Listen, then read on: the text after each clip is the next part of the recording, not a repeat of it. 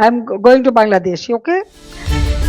জুলাই গণ অভ্যুত্থানের দ্বিতীয় বার্ষিকীর দিন ভারতের রাজধানী নয়াদিল্লিতে শেখ হাসিনার প্রেস কনফারেন্স নিয়ে ভারতের প্রতি তীব্র ক্ষোভ প্রকাশ করে বিবৃতি দিয়েছে বাংলাদেশের পররাষ্ট্র মন্ত্রণালয়।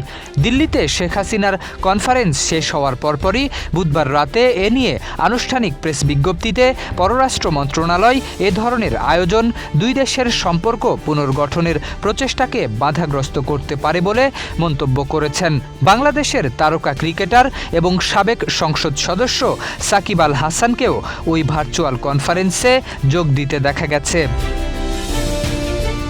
প্রেস বিজ্ঞপ্তিতে বলা হয়েছে, পলাতক দণ্ডিত গণহত্যাকারী শেখ হাসিনাকে নয়াদিল্লিতে সাংবাদিকদের সঙ্গে সরাসরি মতবিনিময়ের সুযোগ দেওয়া হয়েছে, যেখানে তিনি ও তার সহযোগীরা ঠিক ২ বছর আগে এই ৫ আগস্টই বাংলাদেশ ও বাংলাদেশের জনগণের বিরুদ্ধে অমানবিক হত্যাকাণ্ড চালিয়ে শেষ মুহূর্তে ক্ষমতায় টিকে থাকতে না পেরে দেশ ছেড়ে দিল্লিতে পালিয়েছিলেন।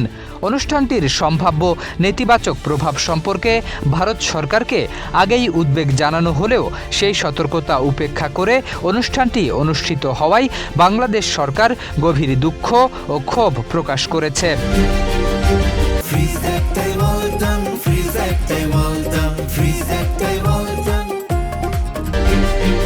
বিবৃতিতে আরও বলা হয়, জুলাই বিপ্লবের দ্বিতীয় বার্ষিকী পালনের দিনে ভারতের মাটিতে শেখ হাসিনার এই বক্তব্য বাংলাদেশের সার্বভৌমত্বের প্রতি অবমাননা এবং জুলাই বিপ্লবের শহীদদের প্রতি গুরুতর অসম্মান।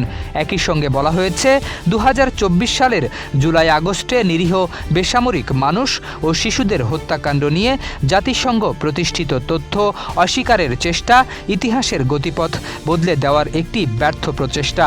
বাংলাদেশের জনগণ অতীতেও এমন প্রচেষ্টা প্রত্যাখ্যান করেছে এবং ভবিষ্যতেও করবে বলেও উল্লেখ করা হয়েছে।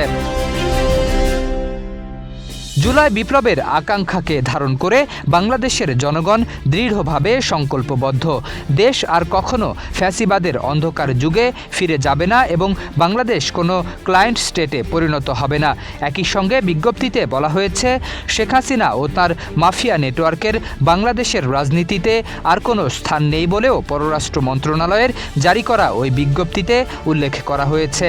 একই সঙ্গে ২০১৩ সালের বাংলাদেশ ভারত প্রত্যর্পণ চুক্তির সূত্র ধরে শেখ হাসিনাকে দেশে ফিরিয়ে দিতে ঢাকার পক্ষ থেকে একাধিকবার অনুরোধ জানানো হলেও ভারত এখনও কোনো সাড়া দেয়নি। শরীফ উদ্দিন, ইত্তেফাক নিউজ।